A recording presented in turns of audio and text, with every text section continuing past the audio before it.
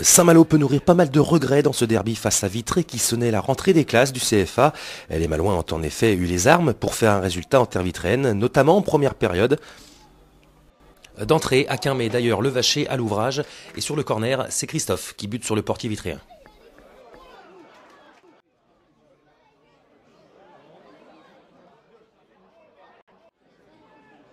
Les bonnes situations se multiplient devant les buts locaux et le Vacher doit souvent s'employer comme sur ce centre-tir qui n'est pas loin d'accrocher la lucarne.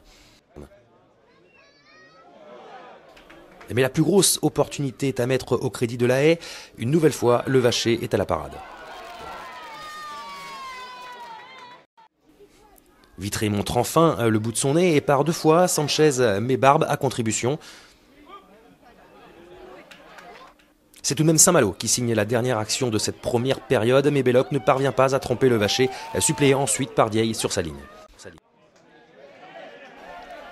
La deuxième période voit revenir des Vitréens beaucoup plus inspirés et qui vont profiter d'un coup de pouce du corps arbitral. Au départ, une faute évidente, Monsieur Aymar ne siffle pas. L'action se déroule alors que les Malouins ont marqué un temps d'arrêt. À l'arrivée, Ménoret est en avance pour tromper Barbe.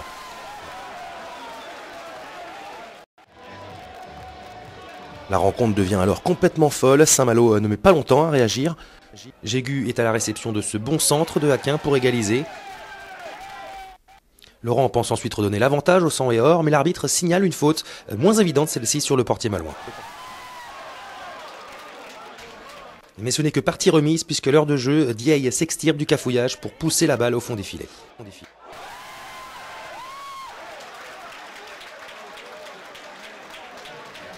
Vitré fait même le break à un quart d'heure du terme. Laurent ne laisse aucune chance aux gardiens visiteurs.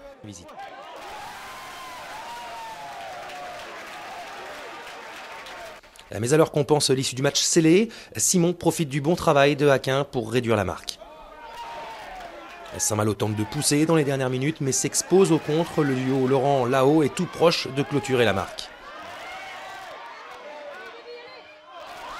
Vitré s'impose tout de même 3-2 et continue sa marche en avant pour le plus grand bonheur de Michel Sorin.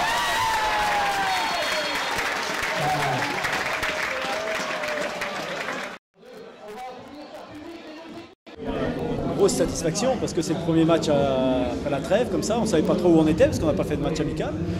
Mais bon, les gars ont tenu physiquement déjà, c'est important. C'est vrai que sur ce match-là, un match nul, ça aurait été équitable vu le nombre d'occasions qu'ils ont eu aussi. Mais bon, après, c'est l'efficacité. En ce moment, on arrive à mettre pas mal de buts. On en encaisse aussi pas mal.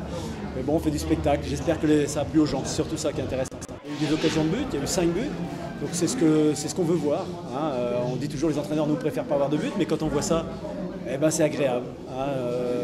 Là, les deux équipes, quand on voit un terrain comme ça, on a tous envie de jouer. Hein, ça y fait beaucoup. Maintenant, il faut les conditions d'entraînement pour permettre de jouer aussi à ce niveau-là, parce que c'est toujours le problème aussi, parce qu'on ne peut pas s'entraîner sur des bons terrains comme ça. Mais bon, vu ce soir, là, pour moi, c'est qu'une grosse satisfaction, parce que débuter l'année comme ça, c'est que du bonheur. Je ne sais pas si on s'est aperçu, mais il y avait beaucoup de vent, hein, donc c'était compliqué un peu dans la profondeur, et on manquait surtout d'agressivité. Hein, on n'était pas présent, on n'anticipait pas du tout les actions, et c'est pour ça qu'on était un peu en retard à chaque fois. Et là, on a rectifié en deuxième mi-temps, et c'était parfait. La déception de ne pas être récompensé du match que l'on fournit.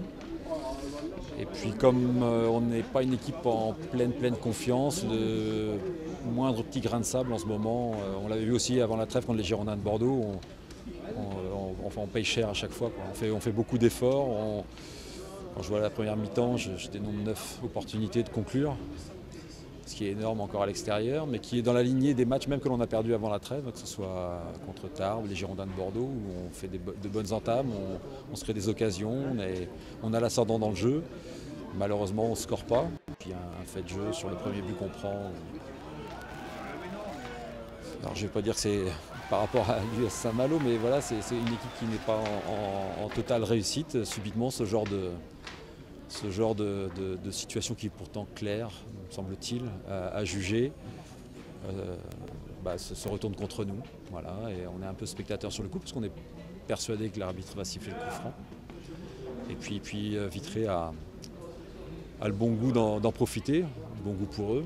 Mais voilà, on a persévéré, on revient à 3-2. Je pensais aussi qu'on allait éventuellement encore égaliser. Et puis et j'y croyais parce que je me disais que ce n'était pas possible de fournir un tel match et de ne pas être récompensé.